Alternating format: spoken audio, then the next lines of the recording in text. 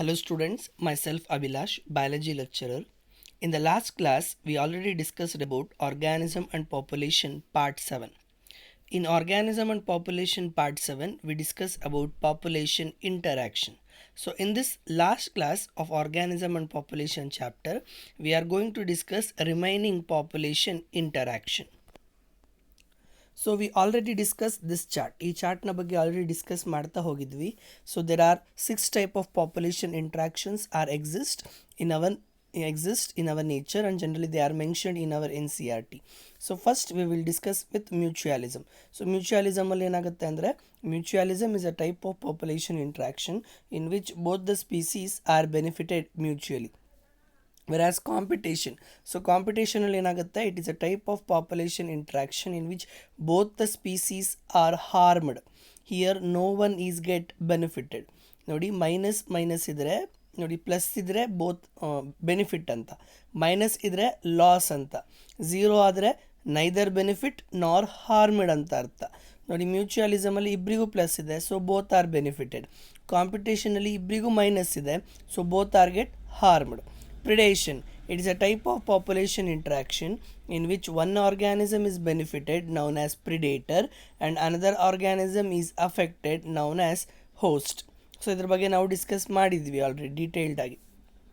Next parasitism, it's a type of population interaction in which one organism is benefited, known as parasite, another organism is affected, known as the host. ನೋಡಿ ಪ್ರಿಡೇಷನಲ್ಲಿ one organism is benefited known as predator and another organism is affected known as prey. ಗೊತ್ತಾಗ್ತಿದೆಯಾ? ಪ್ರಿಡೇಷನಲ್ಲಿ ಲಾಭ ಯಾರಿಗಾಗುತ್ತೆ ಅಂದರೆ ಪ್ರಿಡೇಟರಿಗೆ ಲಾಭ ಆಗುತ್ತೆ, ಪ್ಲಸ್ ರೆಫರ್ಸ್ ಟು ಪ್ರಿಡೇಟರ್. ಅದೇ ಮೈನಸ್ ಯಾರಿಗಾಗುತ್ತೆ ಅಂದರೆ ಪ್ರೇಗಾಗುತ್ತೆ, prey is affected by the predator. So ಪ್ಯಾರಾಸೈಟಿಸಮಲ್ಲಿ ಬಂದಾಗ ಪಾಸಿಟಿವ್ ಯಾರು ಅಂದರೆ parasite. The parasite is benefited and the host is harmed, minus symbol. Commensalism, in which one organism is benefited and another organism is neither benefited nor harmed. And next last one amensalism. ಅಮೆನ್ಸಾಲಿಸಮ್ನ ಬಗ್ಗೆ ನಮ್ಮ text ಬುಕ್ಕಲ್ಲಿ ಏನು explanation ಇಲ್ಲ, but ಗೊತ್ತಿರಲಿ. Amensalism it is a type of population interaction in which one organism is harmed and another organism is neither benefited nor harmed. ಇಲ್ಲಿ ಒಬ್ಬರಿಗೆ ನಷ್ಟ ಆಗ್ತಿದೆ, ಇನ್ನೊಂದು ಜೀವಿಗೆ ಲಾಭನೂ ಆಗ್ತಾ ಇಲ್ಲ, ನಷ್ಟನೂ ಆಗ್ತಾ ಇಲ್ಲ. So let's starts with the next types of interaction. ನಮ್ಗೆ ಆಲ್ರೆಡಿ ಪ್ರಿಡೇಷನ್ ಮತ್ತು ಪ್ಯಾರಾಸೈಟಿಸಮ್ನ ಬಗ್ಗೆ ಡಿಸ್ಕಸ್ ಮಾಡ್ತಾ ಇದ್ವಿ. ಸೊ ಪ್ರಿಡೇಟರ್ ಅಂದ್ರೇನು, what are the role of predators in the ecosystem. So predators maintain prey population under control. Predation helps in transfer of energy from one level to another level in a pyramid of energy or food chain ಅಂತ discuss ಮಾಡ್ತಾ ಹೋಗಿದ್ವಿ. Predation maintain prey population by reducing competition among the prey members, ಅದನ್ನು ಕೂಡ discuss ಮಾಡಿದ್ವಿ. ಆಮೇಲೆ adaptation of predators, ಆಮೇಲೆ how the prey will overcome from predator, ಅದ್ರ ಬಗ್ಗೆ ಕೂಡ ಡಿಸ್ಕಸ್ ಮಾಡಿದ್ವಿ. ಪ್ಯಾರಾಸೈಟಿಸಮಲ್ಲಿ ectoparasite, endoparasite, intracellular parasite, intercellular parasite. Then some parasites require one host to complete life cycle. Monogenic parasite, digenic parasites, then brood parasitism, ಇದಿಷ್ಟು discuss ಮಾಡಿದ್ವಿ. So now we are going to start with commensalism. ನೋಡಿ, commensalism, it is a type of population interaction in which one organism is benefited and another organism is neither benefited nor harmed. ಅಂದರೆ ಕಮೆನ್ಸಾಲಿಸಮಲ್ಲಿ ಏನಾಗುತ್ತೆ ಅಂದರೆ ಇಬ್ಬರು ಇರ್ತಾರೆ, ಒಬ್ಬರಿಗೆ ಲಾಭ ಆಗೇ ಆಗುತ್ತೆ, ಇನ್ನೊಬ್ಬರಿಗೆ ಲಾಭನೂ ಆಗುವುದಿಲ್ಲ, ನಷ್ಟನೂ ಆಗುವುದಿಲ್ಲ. ಅವರು ತನ್ನ ಪಾಡಿಗೆ ತನ್ನ ಜೀವನನ ಸಾಗಿಸ್ತಾರೆ. So commensalism is refers to eating on the same table.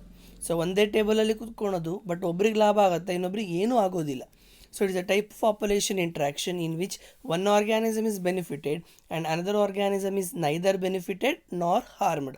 ಒಬ್ಬರಿಗೆ ಲಾಭ ಆಗ್ತಿದೆ, ಇನ್ನೊಬ್ಬರಿಗೆ ಲಾಭನೂ ಆಗ್ತಾ ಇಲ್ಲ, ನಷ್ಟನೂ ಆಗ್ತಾ ಇಲ್ಲ.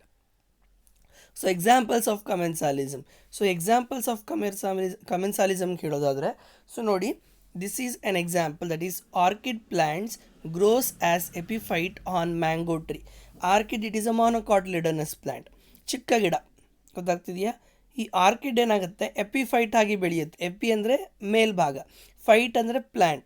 ಸೊ ಪ್ಲ್ಯಾಂಟ್ನ ಮೇಲ್ಭಾಗದಲ್ಲಿ ಈ ಥರ ಗಿಡಗಳನ್ನ ಬೆಳೆದಿರುತ್ತೆ, ಅದನ್ನು ನೋಡಿರ್ತೀವಿ ನಾವು. ಸೊ ಈ ಗಿಡಗಳು ಯಾವುದು ಅಂದರೆ ಆರ್ಕಿಡ್ಸ್. ಈ ಆರ್ಕಿಡ್ಸ್ ಗಿಡಗಳೇನಾಗುತ್ತೆ ಮೇಜರಾಗಿ ಮ್ಯಾಂಗೋ ಟ್ರೀನ ಮೇಲೆ ಬೆಳೆಯುತ್ತೆ. ಗೊತ್ತಾಗ್ತಿದೆಯಾ? ಮ್ಯಾಂಗೋ ಟ್ರೀ ಮೇಲೆ ಏನಾಗುತ್ತೆ ಬೆಳೆಯುತ್ತೆ. ಸೊ ಇಲ್ಲಿ ಲಾಭ ಯಾರಿಗೆ ಅಂದರೆ ಆರ್ಕಿಡ್ಸಿಗೆ. ಯಾವ ರೀತಿ ಅಂದರೆ the orchids will get shelter, okay, and it receives a low intensity of light to perform photosynthesis. So ಇದು ಗ್ರೀನ್ ಕಲರ್ ಇರೋದ್ರಿಂದ ಫೋಟೋಸಿಂಥಸಿಸ್ ಮಾಡೋದಕ್ಕೆ ಲೈಟ್ ಬೇಕು. ಆ ಲೈಟ್ ಮ್ಯಾಂಗೋ ಟ್ರೀಯಿಂದನೇ ಮ್ಯಾಂಗೋ ಮರದಿಂದನೂ ಕೂಡ ಸ್ವಲ್ಪ ಪಾಸ್ ಆಗುತ್ತೆ, ಅದನ್ನು ಅಬ್ಸರ್ವ್ ಮಾಡ್ಕೊಳುತ್ತೆ. ಅದಾದ ನಂತರ ಇದು ವಾಸ ಮಾಡೋಕ್ಕೆ ಒಂದು ಜಾಗ ಬೇಕು. ಎಲ್ಲಿ ವಾಸ ಮಾಡ್ತಿದೆ ಅಂದರೆ ಮ್ಯಾಂಗೋ ಟ್ರೀನ ಮೇಲ್ಭಾಗದಲ್ಲಿ ವಾಸ ಮಾಡ್ತಾ ಇದೆ. ಸೊ ಲಾಭ ಯಾರಿಗೆ? ಆರ್ಕಿಡ್ಸಿಗೆ. ಮ್ಯಾಂಗೋ ಟ್ರೀಗೆ ಲಾಭವೂ ಇಲ್ಲ, ನಷ್ಟವೂ ಇಲ್ಲ. ಗೊತ್ತಾಗ್ತಿದೆಯಾ?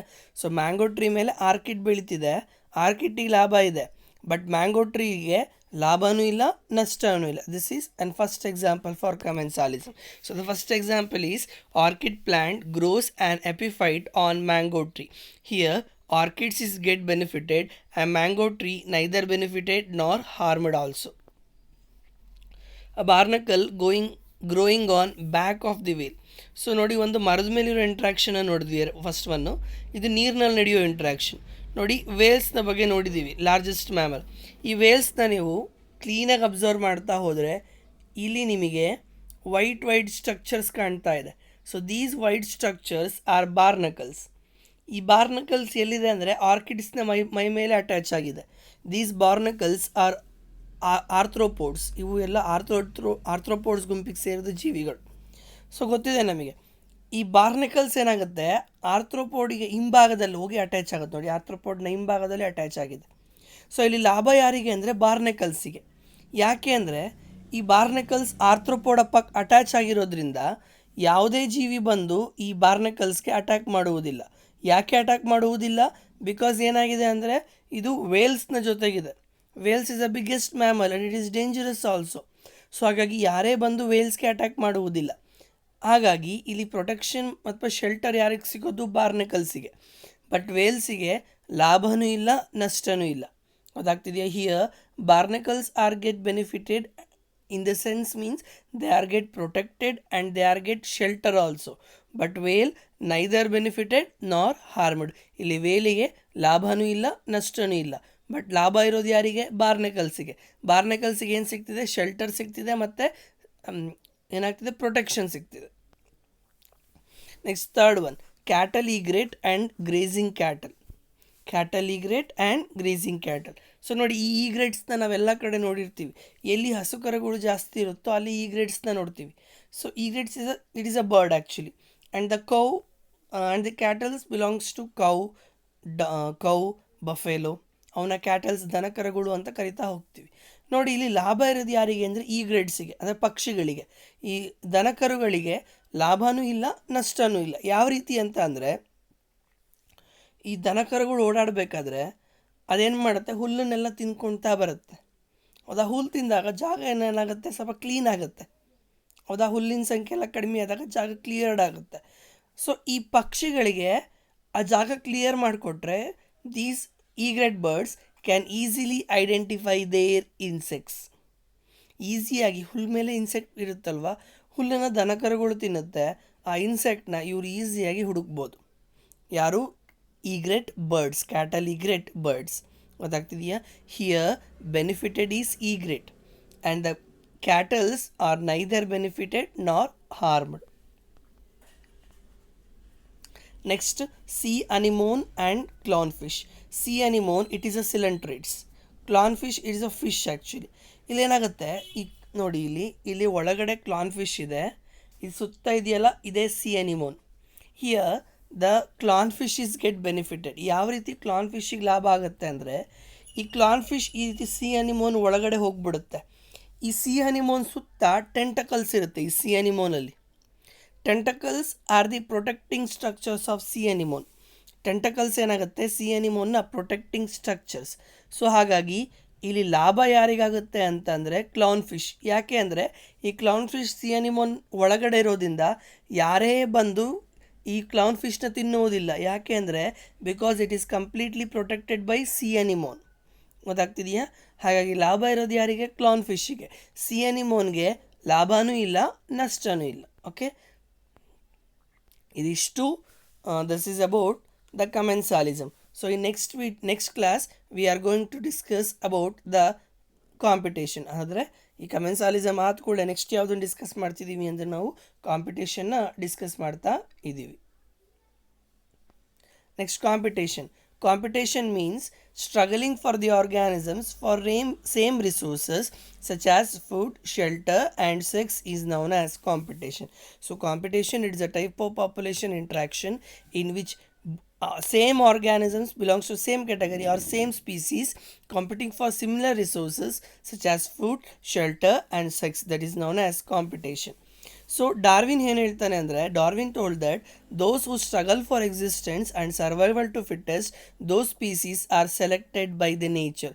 ಹೌದಲ್ವಾ, ಡಾರ್ವಿನ್ ಪ್ರಿನ್ಸಿಪಲ್ ಹೇಳಿರೋದಿದ್ದೇನೆ, ಯಾವ ಜೀವಿಗಳು ತಮ್ಮ ಎಕ್ಸಿಸ್ಟೆನ್ಸ್ಗೋಸ್ಕರ, ತಮ್ಮ ಉಳಿವಿಗೋಸ್ಕರ ಕಾಂಪಿಟೇಷನ್ ಮಾಡ್ತಾರೋ ಆ ಜೀವಿಗಳು ಫಿಟ್ಟಾಗಿ ನೇಚರಲ್ಲಿ ಬದುಕುತ್ತೆ. ಯಾವ ಜೀವಿಗಳು ತಮ್ಮ ಉಳಿವಿಗೋಸ್ಕರ, ತಮ್ಮ ಎಕ್ಸಿಸ್ಟೆನ್ಸ್ಗೋಸ್ಕರ ಕಾಂಪಿಟೇಷನ್ ಮಾಡುವುದೇ ಇಲ್ಲವೋ ಆ ಜೀವಿಗಳೇನಾಗುತ್ತೆ, ನೇಚರಿಂದ ನಶಿಸಿ ಹೋಗುತ್ತೆ ಅಂತ ಡಾರ್ವಿನ್ ಹೇಳ್ತಾನೆ. So this is what the competition will explains. So it's generally believed that, ನಾವು ಜನರಲಿ ಕಾಂಪಿಟೇಷನ್ ಅಂದರೆ ಏನು ಅಂದ್ಕೊಳ್ತೀವಿ ಅಂದರೆ ಸೇಮ್ ಸ್ಪೀಸೀಸಲ್ಲಿ ಆಗುತ್ತೆ, ಹ್ಯೂಮನ್ಸ್ ನಡುವೆ, ಮಂಕಿ ನಡುವೆ, ಡಾಂಕಿ ನಡುವೆ ಕಾಂಪಿಟೇಷನ್ ಆಗುತ್ತೆ ಅಂತ ಹೇಳ್ತೀವಿ. But there is a fact that unrelated species also competing for same resources.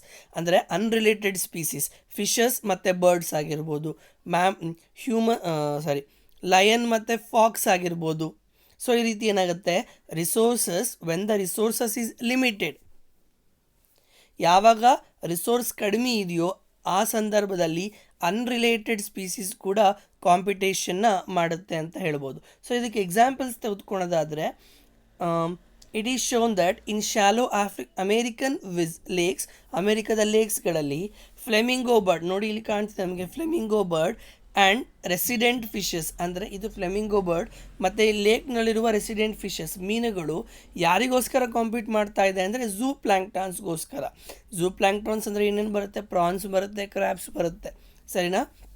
ಅಂದರೆ ಫಿಶಸ್ ಮತ್ತು ಬರ್ಡ್ಸ್ ಎರಡು ಬೇರೆ ಬೇರೆ ಗ್ರೂಪ್, ಫಿಶಸ್ ಮತ್ತು ಬರ್ಡ್ಸ್ ಇಬ್ಬರು ಕಾಂಪೀಟ್ ಮಾಡ್ತಾ ಇದ್ದಾರೆ. Both are unrelated species, both are also competing for zooplanktons. Then even resources are limited, then also competition occurs. ಹೌದಾ, ರಿಸೋರ್ಸಸ್ ಲಿಮಿಟ್ ಇದ್ದರೆ ಕಾಂಪಿಟೇಷನ್ ಆಗಲೇಬಾರ್ದು ನಮ್ಮ ಪ್ರಕಾರ, ಹೌದು ತಾನೆ. ಸೊ ರಿಸೋರ್ಸಸ್ ಇದೆ ಅಂದರೆ ಎಲ್ಲ ಜೀವಿಗಳು ರಿಸೋರ್ಸ್ನ ಯುಟಿಲೈಸ್ ಮಾಡ್ಕೊಳ್ತಾರೆ, ಚೆನ್ನಾಗಿ ಬೆಳೆಯುತ್ತೆ. ಬಟ್ ಇದು ಕೂಡ ಒಂದೊಂದು ಸಲ ಸುಳ್ಳಾಗಿದೆ. ಯಾಕೆ ಅಂದರೆ ಇನ್ ಅಬಿಂಗ್ಡಾನ್ ಟಾರ್ಟೈಸ್ ಇನ್ ಗೆಲಪಗೋಸ್ ಐಲ್ಯಾಂಡ್, ನೋಡಿ ಗೆಲಪಗೋಸ್ ಐಲ್ಯಾಂಡ್ ಡಾರ್ವಿನ್ನ ಫಿಂಚಸ್ನ ಹೇಳಬೇಕಾದ್ರೆ ಹೇಳಿದ್ವಿ. ಸೊ ಒಂದು ಟಾರ್ಟೈಲ್ಸ್ ಇದೆ, ನಮ್ಮ ಬುಕ್ನಲ್ಲಿ ಕಾಣ್ತಿದೆ, ನಮ್ಮ ಇಮೇಜ್ನಲ್ಲಿ. Abingdon tortoise in Galapagos Island become extinct within a decade after goats were introduced on the island due to grazing ability. ಈ ಅಬಿಂಗ್ಡಾನ್ ಟಾರ್ಟೈಸಲ್ಲಿ, ಈ ಗೆಲಪಗೋಸ್ ಐಲ್ಯಾಂಡಲ್ಲಿ ಅಬಿಂಗ್ಡಾನ್ ಟಾರ್ಟೈಸ್ ಅನ್ನುವ ಟಾರ್ಟೈಸ್ ಮುಂಚೆ ಇದ್ವು. ಆ ಟಾರ್ಟೈಸ್ ಇದ್ಬೇಕಾದ್ರೆ ಒಂದು ಗೋಡ್ಸ್ನ ಇಂಟ್ರೊಡ್ಯೂಸ್ ಮಾಡಿದ್ರು. ಗೋಡ್ಸ್ ಗೊತ್ತಿದೆಯಲ್ಲ, ಮೇಕೆಗಳನ್ನ ಇಂಟ್ರೊಡ್ಯೂಸ್ ಮಾಡಿದ್ರು. ಯಾವುದರಲ್ಲಿ, ಗೆಲಪಗೋಸ್ ಐಲ್ಯಾಂಡಲ್ಲಿ. ಸೊ ಗೆಲಪಗೋಸ್ ಐಲ್ಯಾಂಡಲ್ಲಿ ಗ್ರಾಸ್ ತುಂಬ ಚೆನ್ನಾಗಿತ್ತು, ಪ್ರದೇಶ ತುಂಬ ಚೆನ್ನಾಗಿತ್ತು, ಆಮೇಲೆ ರಿಸೋರ್ಸಸ್ ಯುಟಿಲೈಸೇಷನ್ ಜಾಸ್ತಿನೇ ಇತ್ತು. ಬಟ್ ಆದರೂ ಕೂಡ ಯಾವಾಗ ಈ ಗೋಡ್ಸ್ನ ಇಂಟ್ರೊಡ್ಯೂಸ್ ಮಾಡ್ತಾರೋ, ಇಂಟ್ರೊಡ್ಯೂಸ್ ಮಾಡಿ ಕೆಲವೇ ಡಿಕೇಡ್ಸ್ಗಳಲ್ಲಿ, ಸ್ವಲ್ಪ ವರ್ಷಗಳಲ್ಲಿ ಏನಾಯಿತು, ಈ ಟಾರ್ಟೈಸ್ ಕಂಪ್ಲೀಟ್ಲಿ ನಾಶ ಆಗೋಯಿತು ಅಂತ ಹೇಳ್ತಾರೆ, ಸರಿನಾ. This is about when resources are unlimited also, then also competition will occurs. So ಹಾಗಾಗಿ ಕಾಂಪಿಟೇಷನ್ನ ನಾವು ಡಿಫೈನ್ ಮಾಡೋದಾದರೆ ಯಾವ ರೀತಿ ಡಿಫೈನ್ ಮಾಡ್ಬೋದು ಅಂದರೆ, competition it is defined as a process in which fitness of a species measured in terms of r means natural rate of intrinsic rate of natural increase is significantly lower in the presence of another species. ಅಂದರೆ ಒಂದು ಸ್ಪೀಸೀಸ್ನ fitness ಇನ್ನೊಂದು ಸ್ಪೀಸೀಸ್ನ ಫಿಟ್ನೆಸ್ಗಿನ ಕಡಿಮೆ ಇದೆ. ಗೊತ್ತಾಗ್ತಿದೆಯಾ? ಒಂದು ಸ್ಪೀಸೀಸ್ನ fitness ಏನಾಗಿದೆ, ಜಾಸ್ತಿ ಇದೆ, ಇನ್ನೊಂದು ಸ್ಪೀಸೀಸ್ನ ಇಂಟ್ರೆನ್ಸಿಕ್ ರೇಟ್ ಏನಾಗಿದೆ, ಕಡಿಮೆ ಇದೆ. ಸೊ ಹಾಗಾಗಿ ಯಾರ ಸ್ಪೀಸೀಸ್ನ ಇಂಟ್ರೆನ್ಸಿಕ್ ರೇಟ್ ಜಾಸ್ತಿ ಇದೆಯೋ they are selected by the nature. ಯಾರ್ದು intrinsic rate with natural increase ಕಡಿಮೆ ಇದೆಯೋ they are eliminated by the nature ಅಂತ ಹೇಳ್ಬೋದು. So this is a definition of competition. Next, competitive release. Competitive release ಏನು ಹೇಳುತ್ತೆ ಅಂದರೆ a species whose distribution is restricted to small geographical area because of the presence of competitive superior species is found to expand its distributional range dramatically when the competing species experimentally removed. ಅಂದರೆ ಈಗ ಒಂದು ಪ್ರದೇಶದಲ್ಲಿ ಇಬ್ಬರು ಜೀವಿಗಳಿವೆ, species A ಮತ್ತು species B ಅಂತ ಅಂದ್ಕೊಳ್ಳಿ. Species A ಸಂಖ್ಯೆ ಕಡಿಮೆ ಇದೆ, ಸ್ಪೀಸೀಸ್ನ ಬಿ ಸಂಖ್ಯೆ ಜಾಸ್ತಿ ಇದೆ. ಬಟ್ ಒಂದು ಸ್ಪೀಸೀಸ್ ಹೇಗೇನು ಅಂದರೆ ತಾನು ನನ್ನ ಸಂಖ್ಯೆನ ಎಸ್ಟಾಬ್ಲಿಷ್ ಮಾಡಬೇಕು ಅಂತ. ಬಟ್ ಎಸ್ಟಾಬ್ಲಿಷ್ ಮಾಡಬೇಕು ಅಂದರೆ ಪ್ರಾಬ್ಲಮ್ ಯಾರ್ದು? ಸ್ಪೀಸೀಸ್ ಬಿದು. ಅದರ ಸಂಖ್ಯೆ ಏನಾಗಿದೆ? ಜಾಸ್ತಿ ಇದೆ. So the species A dramatically removes the another species that is known as competitive release. ಅಂದರೆ ಎ ಸ್ಮಾಲ್ ಸ್ಪೀಸೀಸ್ ಏನು ಮಾಡುತ್ತೆ? ಬಿ ಸ್ಪೀಸೀಸ್ನ ಡ್ರಮ್ಯಾಟಿಕಲಿ ಯಾವುದಾದ್ರೂ ವಿತೌಟ್ ಫೈಟಿಂಗ್ ಡ್ರಮ್ಯಾಟಿಕಲಿ ಏನು ಮಾಡುತ್ತೆ? ಆ ಸ್ಪೀಸೀಸ್ನ ಎಲಿಮಿನೇಟ್ ಮಾಡುತ್ತೆ ಅಂದರೆ ಏನು? ನಾಶ ಮಾಡ್ತಾ ಬರುತ್ತೆ. So that is known as competitive release. A species whose distribution is restricted to particular geographical area because of the presence of competitively superior species is found to expand its distributional range dramatically when the competing species are experimentally removed. So ಇದಕ್ಕೆ example ಏನಾಗಿದೆ? Connell's elegant field ಎಕ್ಸ್ಪೆರಿಮೆಂಟ್ನ example ತೆಗೆದುಕೊಂಡಿದ್ದೀವಿ. Showed that on rocky seas coast of Scotland the largest and competitively superior barnacle Balanus dominates the intertidal area and exclude smaller barnacle Chthamalus from the area. So ಈ barnacle ಬೆಲಾನಸ್ ಏನಾಗಿದೆ? Dominate ಮಾಡಿದೆ. ಯಾರನ್ನ ಅಂದರೆ ಬಾರ್ನಕಲ್ಸ್ ಕೆಥಾಮಲಸ್ ಅನ್ನುವ ಸ್ಪೀಸೀಸ್ನ. ಇಲ್ಲಿ ಎರಡು species ಬಾರ್ನೆಕಲ್ಸ್ ತೋರಿಸ್ತಾ ಇದ್ದಾರೆ ನೋಡಿ, ನಮಗೆ ಈ ಡಯಾಗ್ರಾಮಲ್ಲಿ ಕಾಣ್ತಿದೆ ಅಲ್ವಾ? This is barnacle. It is an arthropod. ಇದು ಕೂಡ ಆರ್ಥ್ರೋಪೋಡಿಗೆ ಸೇರುತ್ತೆ, ಸರಿನಾ? Next, Gause competitive exclusion principle. ಈ ಗಾಸ್ ಕಾಂಪಿಟೇಟಿವ್ ಪ್ರಿನ್ಸಿಪಲ್ ಏನು ಹೇಳುತ್ತೆ ಅಂದರೆ two closely related species competing for the same resources cannot coexist. ಅಂದರೆ ಒಂದೇ ಸೋರ್ಸ್ಗೋಸ್ಕರ ಎರಡು ಸೇಮ್ ಜೀವಿಗಳು ಕಾಂಪೀಟ್ ಮಾಡ್ತಾ ಇದ್ದರೆ ಇಬ್ಬರು ಕೂಡ ಎಕ್ಸಿಸ್ಟ್ ಆಗುವುದಿಲ್ಲ. ಯಾರಾದರೂ ಒಬ್ಬರು ಗೆಲ್ತಾರೆ, ಇನ್ನೊಬ್ಬರು ನೇಚರಿಂದ ಎಲಿಮಿನೇಟ್ ಆಗ್ತಾರೆ ಅಂತ ಹೇಳ್ತಾರೆ. So he tell that two closely related species competing for the same resources cannot coexist. ಇಬ್ಬರು ಒಟ್ಟಿಗೆ ಇರುವುದಿಲ್ಲ. ಇಂಡೆಫಿನೆಟ್ಲಿ ಆ್ಯಂಡ್ ಕಾಂಪಿಟೇಟಿವ್ಲಿ ಇನ್ಫೀರಿಯರ್, ಯಾರು ಸೋಲ್ತಾರೋ inferior one will be eliminated eventually. ಒಬ್ಬರು ನಾಶ ಆಗಲೇಬೇಕು, ಇನ್ನೊಬ್ಬರು ಗೆಲ್ಲೇಬೇಕು ಅಂತ ಹೇಳುತ್ತೆ. This is Gause competitive exclusion principle. Next, so competition ಮಾಡಿಕೊಳ್ಳೇಬೇಕು ಅಂತೇನಿಲ್ಲ. Instead of competing the organisms will share the resources. ಈಗ ಇಬ್ಬರು ಜೀವಿಗಳಿವೆ, ಇಬ್ಬರಿಗೂ ಆಹಾರ ಬೇಕು. ಸೊ ಇಬ್ಬರು ಕಿತ್ತಾಡೋದ್ರ ಬದಲು ನೀನೊಂದು ಸ್ವಲ್ಪ ಹಂಚ್ಕೊ, ನಾನೊಂದು ಸ್ವಲ್ಪ ಹಂಚ್ಕೊ ಅಂತಂದರೆ ಸೊ ಏನಾಗುತ್ತೆ? ಇಬ್ಬರು ಫೈಟಿಂಗ್ ಮಾಡೋದು ತಪ್ಪುತ್ತೆ, ಕಾಂಪಿಟೇಷನ್ ತಪ್ಪುತ್ತೆ. ಸೊ ರಿಸೋರ್ಸ್ನ ಏನಾಗುತ್ತೆ? ಈಕ್ವಲ್ ಆಗಿ ಹಂಚ್ಕೊಂಡಂಗೆ ಆಗುತ್ತೆ. So that is resource partition. ನೋಡಿ, resource partition tells that if two species competing for the same resource they could avoid competition by choosing. For instance, competition ಆಗೋದನ್ನು ತಡೆಗಟ್ಬೋದು. ಯಾವ ರೀತಿ ಅಂದರೆ different feeding or different foraging patterns. So ಒಂದೇ ಟೈಮಲ್ಲಿ ಆಹಾರ ತಿನ್ನೋದು ಬದಲು ಬೇರೆ ಬೇರೆ ಟೈಮಲ್ಲಿ ಆಹಾರ ತಿನ್ನೋದು, ಬೇರೆ ಬೇರೆ ಟೈಮಲ್ಲಿ ತಮ್ಮ ಆ್ಯಕ್ಟಿವಿಟೀಸ್ನ ನಡೆಸ್ಕೊಳೋದು. ಸೊ ಇದಕ್ಕೆ ಎಕ್ಸಾಂಪಲ್ ಯಾವುದು ಅಂದರೆ ವಾರ್ಬೆಲ್ಲಸ್ ಬರ್ಡ್ಸ್. ಮ್ಯಾಕ್ ಆರ್ಟರ್ ಅನ್ನುವ ವಿಜ್ಞಾನಿ ಏನಾಗಿದ್ದಾರೆ, ವಾರ್ಬೆಲ್ಲಸ್ ಬರ್ಡ್ಸಲ್ಲಿ ಈ ರಿಸೋರ್ಸ್ ಪಾರ್ಟಿಷನಿಂಗ್ ಅಬ್ಸರ್ವ್ ಮಾಡಿದ್ದಾನೆ. ನೋಡಿ, ಇಲ್ಲಿ 5 ರೀತಿಯ ಬರ್ಡ್ಸ್ಗಳಿವೆ. ಈ 5 ರೀತಿಯ ಬರ್ಡ್ಸ್ಗಳು ಒಂದೇ ಮರದಲ್ಲಿವೆ. ಸೊ ಒಂದೇ ಮರದಲ್ಲಿ ಬೇರೆ ಬೇರೆ ಬರ್ಡ್ಸ್ಗಳು. ಯಾವ ಬರ್ಡ್ಸ್ ಅಂದರೆ ವಾರ್ಬೆಲ್ಲರ್ ಬರ್ಡ್ಸ್ ಬದುಕಿವೆ ಕಾಂಪಿಟೇಷನ್ ಮಾಡ್ಕೊಂಡಲೆ. ಯಾವ ರೀತಿ ಅಂದರೆ they will go for different feeding time and different foraging activities, ಸರಿನಾ? So instead of avoid competition some organisms will undergo resource partition. So that is explained by MacArthur. Next, mutualism. So mutualism, it is a type of population interaction in which both the organisms are mutually benefited. So mutualism ಅಲ್ಲಿ ಇಬ್ಬರು ಆರ್ಗ್ಯಾನಿಸಮ್ಸ್ಗೂ ಲಾಭ ಇದೆ, ಯಾರಿಗೂ ಕೂಡ ನಷ್ಟನೇ ಇಲ್ಲ, ಅಂದರೆ ಯಾರಿಗೂ ಕೂಡ ತೊಂದರೆ ಆಗುವುದಿಲ್ಲ. So first example, plant and pollinators. Pollinators includes insects. ಗೊತ್ತಾಗ್ತಿದೆಯಾ ಯಾವ ರೀತಿ ಪ್ಲ್ಯಾಂಟ್ ಮತ್ತು ಪಾಲಿನೇಟರ್ಸ್ಗೆ ಲಾಭ? ಸೊ ನೋಡಿ, ಫಸ್ಟ್ ಪ್ಲ್ಯಾಂಟಿಗೆ ಯಾವ ರೀತಿ ಲಾಭ ಅಂದರೆ ನೋಡಿ, ನಾವು ಪ್ಲ್ಯಾಂಟ್ ಮತ್ತು ಪಾಲಿನೇಟರ್ಸ್ನ ಪಾಲಿನೇಷನಲ್ಲಿ ಎಕ್ಸಾಂಪಲ್ ತೆಗೆದುಕೋಬೋದು. ಗೊತ್ತಾಗ್ತಿದೆಯಾ? ಇಲ್ಲಿ ಪ್ಲ್ಯಾಂಟಿಗೂ ಲಾಭ ಮತ್ತು ಇನ್ಸೆಕ್ಟಿಗೂ ಲಾಭ, ಅಂದರೆ ಪಾಲಿನೇಟರ್ಸ್ಗೂ ಲಾಭ. ಯಾವ ರೀತಿ ಲಾಭ ಅಂದರೆ, ಫಸ್ಟ್ ಪ್ಲ್ಯಾಂಟಿಗೆ ಯಾವ ರೀತಿ ಲಾಭ ಅಂದರೆ, in plant due to pollinators pollination occurs. ಹೌದಾ? ಪ್ಲ್ಯಾಂಟಲ್ಲಿ ಪಾಲಿನೇಷನ್ ಆಗಬೇಕು ಅಂದರೆ ಪಾಲಿನೇಟರ್ಸ್ ಬೇಕೇ ಬೇಕು. Insects it is also a pollinator, ಹೌದು ತಾನೆ? ಸೊ ಪ್ಲ್ಯಾಂಟಲ್ಲಿ ಪರಾಗಸ್ಪರ್ಶ ಆಗಬೇಕು ಅಂದರೆ ಯಾರು ಬೇಕು? ಪಾಲಿನೇಟರ್ಸ್ ಬೇಕೇ ಬೇಕು. ಹೌದಾ? ಇಲ್ಲಿ ಲಾಭ ಯಾರಿಗೆ? ಪ್ಲ್ಯಾಂಟಿಗೆ ಆಯ್ತು, ಅಂದರೆ ಪ್ಲ್ಯಾಂಟ್ನ ಫ್ಲವರಿಗೆ ಆಯಿತು. ಸೊ ಇನ್ಸೆಕ್ಟಿಗೆ ಯಾವ ರೀತಿ ಲಾಭ? The insect will get nectar from the flower of the plant. ಹೌದಾ? ಇನ್ಸೆಕ್ಟ್ ಏನು ಮಾಡುತ್ತೆ? ನೆಕ್ಟರಿಂದ ಮಕರಂದ ತೆಗೆದುಕೊಳ್ಳುತ್ತೆ ಅಲ್ವಾ? ಸೊ ಇಲ್ಲಿ ಇನ್ಸೆಕ್ಟಿಗೂ ಲಾಭ ಆಯಿತು ಮತ್ತು ಫ್ಲವರಿಗೂ ಲಾಭ ಆಯಿತು.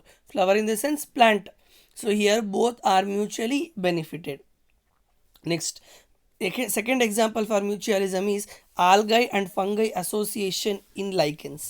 ನೋಡಿ, ಇಲ್ಲಿ ನಾವು ಲೈಕೆನ್ಸ್ 2 ಟೈಪ್ಸ್ ತೋರಿಸಿದ್ದೀವಿ. So lichen it is association of algae and fungi. ನಾವು ಕ್ಲಾಸ್ 11 ಸೆಕೆಂಡ್ ಚಾಪ್ಟ್ರಲ್ಲೇ ಓದಿದ್ದೀವಿ, ಬಯೋಲಾಜಿಕಲ್ ಕ್ಲಾಸಿಫಿಕೇಷನ್ ಚಾಪ್ಟರಲ್ಲಿ. ಸೊ ಏನಾಗುತ್ತೆ in mutualism? So both are get mutually benefited. Example lichens ಅಂತ. So lichens it is association of algae and fungi. So ಯಾವ ರೀತಿ ಲಾಭ ಆಗುತ್ತೆ ಅಂದರೆ, ಫಸ್ಟ್ ಆಲ್ಗೆ ಏನು ಪ್ರಿಪೇರ್ ಮಾಡುತ್ತೆ? Algae it is autotroph that prepare nutrients. ಆ ನ್ಯೂಟ್ರಿಯೆಂಟ್ಸ್ನ ಯಾರು ಅಬ್ಸರ್ವ್ ಮಾಡ್ಕೊಳುತ್ತೆ? ಫಂಗೈ ಅಬ್ಸರ್ವ್ ಮಾಡ್ಕೊಳುತ್ತೆ. Because fungi is a heterotrophs which cannot prepare food. So algae ಏನು ಮಾಡುತ್ತೆ? ಫುಡ್ ಪ್ರಿಪೇರ್ ಮಾಡಿ ಫಂಗೈ ಕೊಡುತ್ತೆ. ಲಾಭ ಯಾರಿಗೆ? ಫಂಗೈಗೆ. In turn fungi provide protection to algae. ಆಲ್ಗೆಗೆ ಏನು ಮಾಡುತ್ತೆ? ಫಂಗೈ ಏನಾಗುತ್ತೆ? ಪ್ರೊಟೆಕ್ಷನ್ ಕೊಡುತ್ತೆ. So in the sense both are get mutually benefited. Next, third one, mycorrhizae are associations between fungi and roots of higher plants. ನೋಡಿ, mycorrhiza it is a fungi. ಈ fungi ಏನು ಮಾಡುತ್ತೆ ಅಂದರೆ, this undergo Symbiosis, symbiotic association. ಅಂದರೆ sim ಅಂದರೆ ಇಬ್ಬರು, biotic ಅಂದರೆ living, ಇಬ್ಬರಿಗೂ ಕೂಡ ಲಾಭ ಆಗುವ ಪ್ರೋಸೆಸ್ನ ಈ ಫಂಗೈ ಮಾಡುತ್ತೆ. This fungi is present in the roots of the plant. ಈ ಫಂಗೈ ಏನು ಮಾಡುತ್ತೆ? ಪ್ಲ್ಯಾಂಟ್ ರೂಟಲ್ಲಿ ಇರುತ್ತೆ. ಸೊ ರೂಟಲ್ಲಿ ಇದ್ದೇನು ಮಾಡುತ್ತೆ? ಪ್ಲ್ಯಾಂಟಿಗೆ ಯಾವ್ಯಾವ ಎಸೆನ್ಷಿಯಲ್ ನ್ಯೂಟ್ರಿಯೆಂಟ್ಸ್ ಬೇಕೋ ಅದನ್ನೆಲ್ಲ ಪ್ರೊವೈಡ್ ಮಾಡೋದು ಯಾರು ಅಂದರೆ ಈ mycorrhizae. Majorly the mycorrhiza help in phosphorus ಫಿಕ್ಸೇಷನಿಗೆ ಹೆಲ್ಪ್ ಮಾಡುತ್ತೆ. ಏನು ಮಾಡುತ್ತೆ? ಈ ಮೈಕೋರೈಸಾ ಹೆಲ್ಪ್ ಮಾಡುತ್ತೆ. ಸೊ ಲಾಭ ಯಾರಿಗಾಯಿತು? ಪ್ಲ್ಯಾಂಟಿಗೆ ಲಾಭ ಆಯಿತು. ಯಾಕೆ ಅಂದರೆ this mycorrhiza will help in phosphorus fixation. ಹೌದಾ? ಗಿಡಗಳಿಗೆ ಫಾಸ್ಫರಸ್ನ ಕೊಡೋದಕ್ಕೆ ಏನು ಮಾಡುತ್ತೆ? ಈ ಮೈಕೋರೈಸಾ ಸಹಾಯ ಮಾಡುತ್ತೆ. ಸೊ ಲಾಭ ಯಾರಿಗಾಯಿತು? ಗಿಡಕ್ಕಾಯಿತು. In turn the mycorrhiza will get shelter from the plant root. In turn the mycorrhiza will get shelter from the plant root. ಇಲ್ಲ, ಮೈಕೋರೈಸಾಗೆ ಯಾವ ರೀತಿ ಲಾಭ ಅಂದರೆ, ಮೈಕೋರೈಸಾಗೆ ಯಾವ ರೀತಿ ಲಾಭ ಅಂದರೆ, ಗಿಡದಲ್ಲಿ ಜಾಗ ಕೊಟ್ಟಿರ್ತಾರೆ ಗಿಡ ಬದುಕೋದಕ್ಕೋಸ್ಕರ. ಹೌದಾ? ಸೊ ಲಾಭ ಯಾರಿಗಾಯಿತು? Both are get benefited. ಯಾರಿಗೆ? ಪ್ಲ್ಯಾಂಟಿಗೂ ಲಾಭ ಆಯಿತು. In turn the plant will get nutrients. ಪ್ಲ್ಯಾಂಟಿಗೆ ನ್ಯೂಟ್ರಿಯೆಂಟ್ ಸಿಕ್ತು. ಮತ್ತು ಇನ್ನೊಂದು ರೀತಿ ಮೈಕೋರೈಸಾಗೂ ಲಾಭ ಆಯಿತು. ಯಾಕೆ ಅಂದರೆ mycorrhiza will get shelter. So both are get mutually benefited.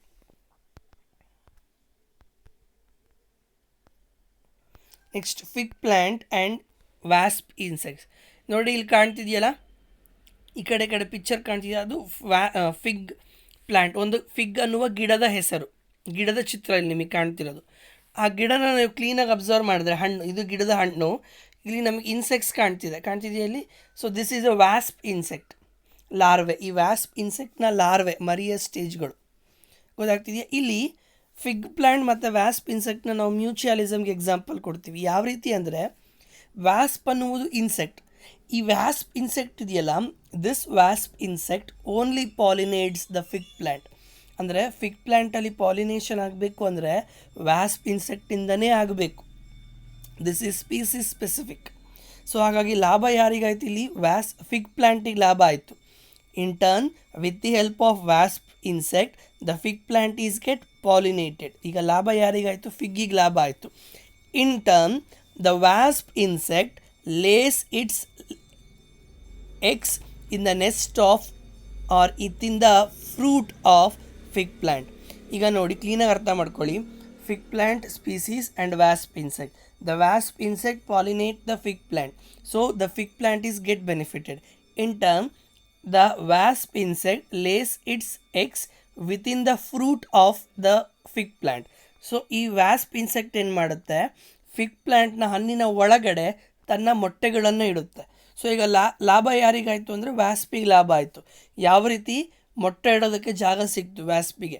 ಫಿಗ್ಗಿಗೆ ಯಾವ ರೀತಿ ಲಾಭ ಆಯಿತು ಅಂದರೆ ಪಾಲಿನೇಷನ್ ಆಯಿತು. So both are get mutually benefited. Next last one, sexual deceit in orchids. ಇದು orchids birds. Orchids are the orchids ನೋಡಿ, ಇದು ಆರ್ಕಿಡ್ಸ್ ಇದೆಯಲ್ಲ, ಇದು plant. Actually it is a insect. Wasp ಇದು ಬರ್ಡ್, ಇದು ಸಾರಿ ಆರ್ಥ್ರೋಪೋಡ. ಇದು wasp it is an arthropoda. And ಇಲ್ಲಿ ಒಂದು ಲೈನ್ ಕಾಣ್ತಿದೆಯಲ್ಲ, ಗಿಡದ ಥರ ಕಾಣ್ತಿದೆಯಲ್ಲ, so this is actually orchids. Orchids are the monocotyledons. Orchids ಕೂಡ ಏಕದಳ ಧಾನ್ಯಗಳು. ಸೊ ಆರ್ಕಿಡ್ಸಲ್ಲಿ ತುಂಬ ಟೈಪ್ಸ್ ಇದೆ. ಸೊ ಅದರಲ್ಲಿ ಒಂದು ಟೈಪ್ ಆರ್ಕಿಡ್ ಯಾವುದು ಅಂದರೆ ಮೆಡಿಟೇರಿಯನ್ ಆರ್ಕಿಡ್ ಅಂತ. ಈ ಮೆಡಿಟೇರಿಯನ್ ಆರ್ಕಿಡಲ್ಲಿ ಸೆಲ್ಫ್ ಪಾಲಿನೇಷನ್ ಆಗುವುದಿಲ್ಲ. ಸೊ ಅದು ಕ್ರಾಸ್ ಪಾಲಿನೇಷನ್ನೇ ಆಗಬೇಕು. ಸೊ ಕ್ರಾಸ್ ಪಾಲಿನೇಷನ್ ಆಗಬೇಕು ಅಂದರೆ ಏಜೆಂಟ್ಸ್ನ ಮೂಲಕನೇ ಆಗಬೇಕು. ಸೊ ಇಲ್ಲಿ ಸ್ಪೆಷಲಾಗಿ ಯಾವ ರೀತಿ ಪಾಲಿನೇಷನ್ ಆಗುತ್ತೆ ಅಂದರೆ, ಈ ಆರ್ಕಿಡ್ಸ್ ಗಿಡದಲ್ಲಿ ಪೆಟಲ್ಸ್ ಇರುತ್ತಲ್ಲ, ಸೊ ಅದರಲ್ಲಿ ಒಂದೇ ಒಂದು ಪೆಟಲ್ಲು ಮಾಡಿಫೈಡ್ ಆಗಿರುತ್ತೆ. One of the petal is get modified and looked as the female insect ಥರ ಮಾಡಿಫೈಡ್ ಆಗಿರುತ್ತೆ. So the male insect means bee, the male bee unknowingly come and copulates with the petal. So ಗಿಡದ ಒಂದು ದಳ ಅಂದರೆ ಹೂವಿನ ಒಂದು ದಳ ಏನಾಗಿರುತ್ತೆ, ಮಾಡಿಫೈಡ್ ಆಗಿರುತ್ತೆ. ಮಾಡಿಫೈಡ್ ಆಗಿ ಯಾವ ರೀತಿ ಕಾಣುತ್ತೆ ಅಂದರೆ ಮೇಲ್ ಇನ್ಸೆಕ್ಟಿಗೆ ಫೀಮೇಲ್ ಇನ್ಸೆಕ್ಟ್ ಇರೋ ಥರ ಕಾಣುತ್ತೆ. So the male insect will copulates the flower. So flower ಹತ್ರ ಕಾಪುಲೇಟನಿಗೆ ಬಂದಾಗ ಏನಾಗುತ್ತೆ, the pollen grains will attaches to insect. So insect ಬಾಡಿಗೆ ಹೂವಿನ ಹತ್ರ ಬಂದ್ಕೊಳ್ಳಿ ಯಾರು ಅಟ್ಯಾಚ್ ಆಗುತ್ತೆ ಅಂದರೆ ಪೋಲನ್ ಗ್ರೈನ್ಸ್ ಏನಾಗುತ್ತೆ, ಅಟ್ಯಾಚ್ ಆಗುತ್ತೆ. ಸೊ ಹಾಗೆ ಲಾಭ ಯಾರಿಗಾಯಿತು ಅಂದರೆ ಇಬ್ಬರಿಗೂ ಲಾಭ ಆಯಿತು, ಹೌದಾ. ಸೊ ಯಾಕೆ ಅಂದರೆ ಪ್ಲ್ಯಾಂಟಲ್ಲಿ ಪಾಲಿನ್ ಗ್ರೈನ್ಸ್ ಅಟ್ಯಾಚ್ ಆದವು ಇನ್ಸೆಕ್ಟಿಗೆ ಏನಾಗುತ್ತೆ, ಕಾಪುಲೇಟ್ ಮಾಡಿರುವ ಫೀಲಿಂಗ್ ಸಿಗುತ್ತೆ, ಗೊತ್ತಾಗ್ತಿದೆಯಾ. So here both are get mutually benefited. But copulation ಆಗಿದೆ ಅಂತ ಯಾರು ಅಂದ್ಕೊಳುತ್ತೆ, ಇನ್ಸೆಕ್ಟ್ ಅಂದ್ಕೊಳುತ್ತಲ್ಲ, that is pseudo copulation. Pseudo ಅಂದರೆ ಫಾಲ್ಸ್, ರಿಯಲ್ಲಾಗಿ ಕಾಪುಲೇಷನ್ ಆಗಿಲ್ಲ, ಫಾಲ್ಸ್ ಆಗಿದೆ ಅಂತ ಹೇಳ್ತೀವಿ. ಸೊ ನಾವು ಎಕ್ಸ್ಪ್ಲನೇಷನ್ ನೋಡಿದ್ರೆ, ದ ಮೆಡಿಟೇರಿಯನ್ ಆರ್ಕಿಡ್ಸ್ ಆರ್ಫಸ್ ಅಂದರೆ employs sexual deceit to get pollination done by the species of bee. ಅಂದರೆ ಮೆಡಿಟೇರಿಯನ್ ಆರ್ಕಿಡ್ಸ್ ಅನ್ನುವ ಹೂವಿನಲ್ಲಿ ಸೆಕ್ಷುವಲ್ ಡಿಸಿಟ್ನ ಮೂಲಕ ಪಾಲಿನೇಷನ್ ಆಗುತ್ತೆ. ಯಾರ ಮೂಲಕ ಆಗುತ್ತೆ ಅಂದರೆ ಇನ್ಸೆಕ್ಟ್ ಅಂದರೆ ಬಿ ಅನ್ನುವ ಹುಳುವಿನ ಮೂಲಕ ಆಗುತ್ತೆ. So one petal of the flower bears an uncanny resembles to the female bee in size, colour and marking. So ಇರುವ ಪೆಟಲ್ಸಲ್ಲಿ ಒಂದು ಪೆಟಲ್ ಏನಾಗಿರುತ್ತೆ, ಮಾಡಿಫೈಡ್ ಆಗಿರುತ್ತೆ. ಯಾವ ರೀತಿ ಕಾಣ್ತಿರುತ್ತೆ ಅಂದರೆ female bee in colour, size and marking. Female bee ರೀತಿ ಕಲರ್, ಸೈಜ್ ಎಲ್ಲ ಕಾಣ್ತಿರುತ್ತೆ. The male bee attract and it perceives as female. The male bee ಏನು ಮಾಡಿರುತ್ತೆ, ಅಟ್ರಾಕ್ಟ್ ಆಗಿರುವ ದ ಮೇಲ್ ಬಿ ಏನು ಮಾಡುತ್ತೆ ಅಂದರೆ ಆ ಪೆಟಲ್ನ ನೋಡಿ ಇದು ಫೀಮೇಲ್ ಅಂತ ಏನಾಗುತ್ತೆ, ಅಟ್ರಾಕ್ಟ್ ಆಗುತ್ತೆ. And pseudo copulation will occurs. So ಕೊನೆಗೆ ಏನಾಗುತ್ತೆ, ಸೂಡೋ ಕಾಪುಲೇಷನ್ ಏನಾಗುತ್ತೆ, ಅಕ್ಕರ್ಸ್ ಆಗುತ್ತೆ. So this is about today's class. In next class we are going to start with next chapter, that is biodiversity and its conservation. Thank you.